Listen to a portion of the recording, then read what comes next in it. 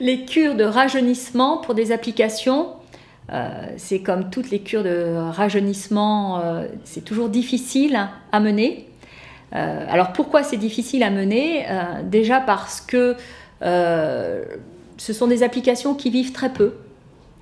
Donc on n'a pas l'impression qu'elles coûtent de l'argent, et pourtant elles coûtent de l'argent. Alors pourquoi? Tout simplement parce qu'on doit maintenir des compétences qui n'existent plus sur le marché.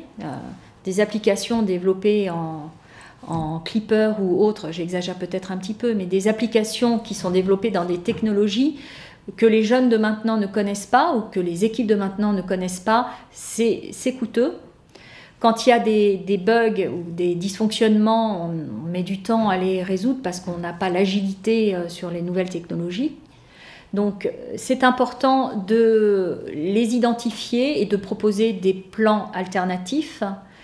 Et bien souvent, c'est très simple. L'application, la fonctionnalité existe dans des nouvelles applications. Donc il faut faire un projet de migration. On connaît la solution. Ce qui est plus difficile, c'est de la mettre en œuvre.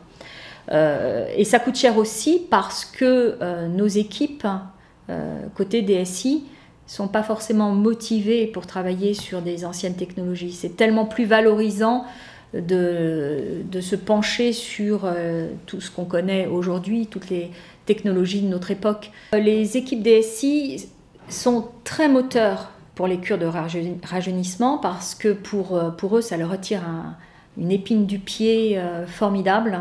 Le sujet se situe ailleurs. Le sujet, c'est que redévelopper une application ou faire évoluer une application, ça demande des budgets qui sont finalement difficilement valorisables, puisque la finalité est vraiment très technologique. D'un point de vue fonctionnel, ça ne va rien apporter. Donc c'est difficile de prendre ce genre de décision et d'obtenir les budgets pour le réaliser.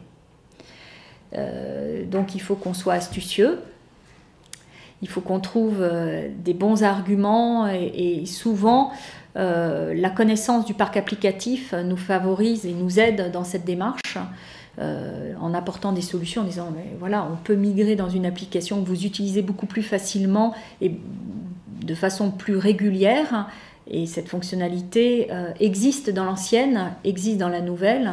Donc il y a un pas à faire et qu'il faut qu'on réalise ensemble, effectivement.